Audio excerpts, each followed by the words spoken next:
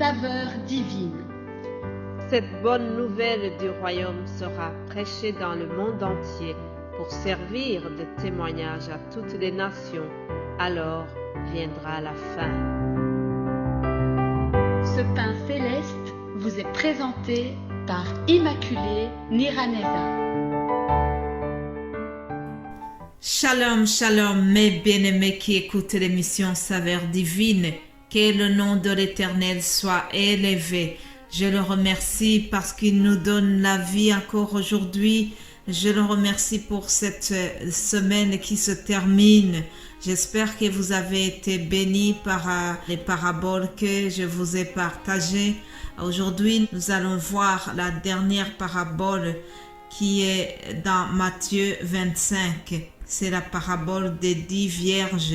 Il est écrit, alors le royaume des cieux sera semblable à 10 vierges qui, ayant pris leurs lampes, allèrent à la rencontre de l'époux.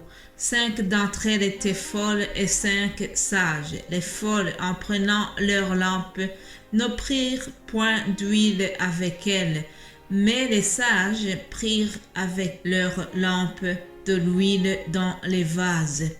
Comme l'époux tardait, toutes s'assoupirent et s'endormirent. Au milieu de la nuit, on cria, « Voici l'époux, allez à sa rencontre !» Alors toutes ces vierges se réveillèrent et préparèrent leurs lampes. Les folles dirent aux sages, « Donnez-nous de votre huile, car nos lampes s'éteignent. » Les sages répondirent, « Non, il n'y en aurait pas assez pour nous et pour vous. Allez plutôt chez ceux qui en vendent et achetez-en pour vous. » Pendant qu'elles allaient en acheter, l'époux arriva. Celle qui était prête entre elles avec lui dans la salle des noces et la porte fut fermée. Plus tard, les autres vierges vinrent et dirent, « Seigneur, Seigneur, ouvre-nous !» Mais il répondit, « Je vous le dis en vérité, je ne vous connais pas.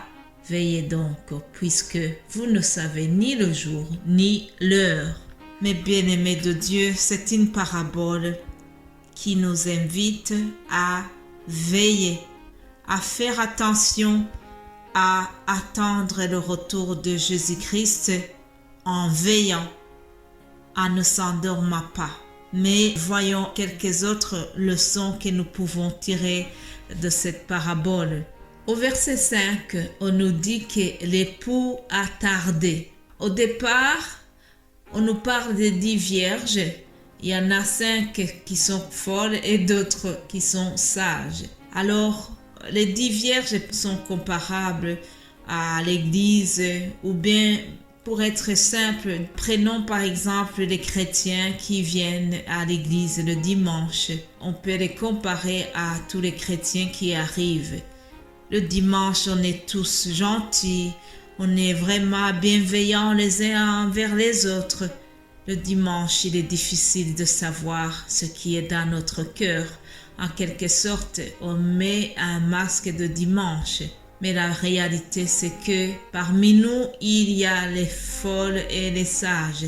Seul le Saint-Esprit connaît ce qui est dans le cœur. Il y aura un jour où on connaîtra la différence entre les chrétiens. Alors, au verset 5, on nous dit que l'époux a tardé. Jésus-Christ a tardé. On a l'impression que le retour de Jésus s'éternise. Beaucoup de gens nous disent, vous êtes fous de croire à son retour. Vous êtes sûrs que vraiment il reviendra. Beaucoup de gens pensent que nous sommes vraiment insensés de continuer à attendre quelqu'un qui est parti il y a plus de 2000 ans et qui n'est pas encore revenu. Alors, si vous êtes parmi cette catégorie de gens qui ont l'impression que le Seigneur tarde, la Bible nous donne une réponse. La Bible nous dit que le Seigneur ne tarde pas. 2 Pierre 3, 9, il est écrit « Le Seigneur ne tarde pas dans l'accomplissement de la promesse, comme quelques-uns le croient, mais mais il use de patience envers vous, ne voulant pas qu'aucun périsse, mais voulant que tous arrivent à la repentance. Alléluia. Voilà pourquoi Jésus a retardé son retour, chers amis, parce que il veut que beaucoup de gens viennent à lui. Il ne veut pas que les gens périssent, mais il souhaite que le maximum de gens viennent à la repentance et qu'ils aient la vie éternelle. Voilà, Dieu est bon, Dieu est amour, c'est pour cela qu'il veut avoir le maximum de gens qui sont sauvés et alors il retarde son retour.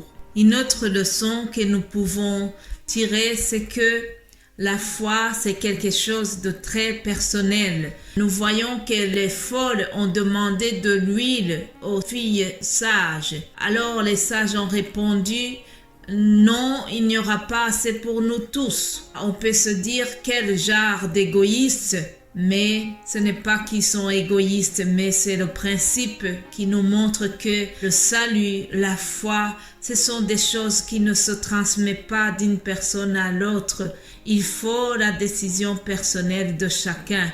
Ce n'est pas parce que mon père est pasteur que moi aussi je vais absolument avoir directement la foi dans le lait maternel. Non.